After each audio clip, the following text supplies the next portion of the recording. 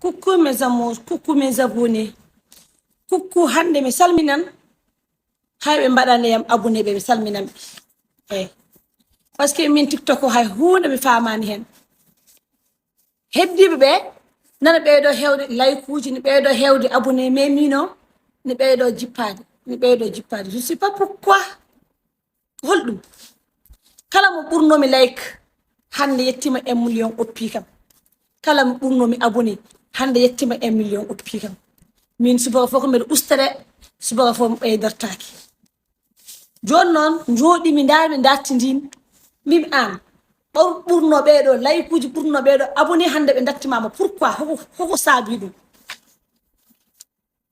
Joni noon hakkilam oyto ari dari seram ɗo, o wi kam Marta Linda aɗa andi ko saabi ɗum? Mbimi ala mi anda. O wi kala ko jiɗɗa hoorema, aɗa yiɗan ɗum banda, aɗa yiɗan ɗum honoma, aɗa yiɗan ɗum tiktokesien ɓe, mais kamɓe ɓe jiɗanama ɗum. Voilà, a yiɗan jiɗana hoorema jam, mbiya yo Allah tottu seeɗa bande en tiktokesien e tiktokeruji en. Mais an mi yiɗa tan ko enen fof dañen, enen fof keɓen. Donc ɓe potayma walla ɓe ɓurma.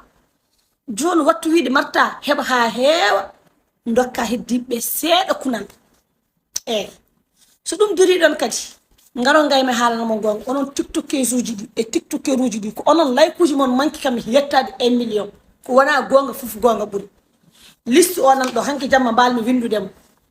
Première personne ko Kumbisi Kadija Cofel Diagne, Kadija Dia, Aisha Wantorodo, Jariyatou Sall, advisor Abou Djoubade, Prince Pel,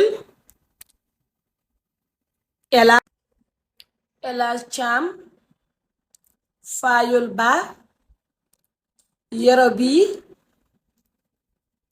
Mariatou Sam, hol goɗɗo, DJ Du, e hol goɗɗo kadi e goɗɗo. Hey, ngandon tan paamon parrain eyyi ko limti juuma. Onon tiktokesuji fof, onon fof kaldanmi Haalpulaar, onon star uji ɗi wona wonɓe tiktok tan de, onon star uji ɗi jogiiɓe 1 million 2 million ɓe, onon kaldanmi. Onon kadi kam yettade 1 million ko like uji mon ɗi manki kam, mais haalano mon jam somi fini janngo subaka mi tawi on like animi mi heɓ yetto 1 million, kala ko mbiɗon mbiɗa wi ko ɓuri noon. Mi salmini on, ñallene jam janngo.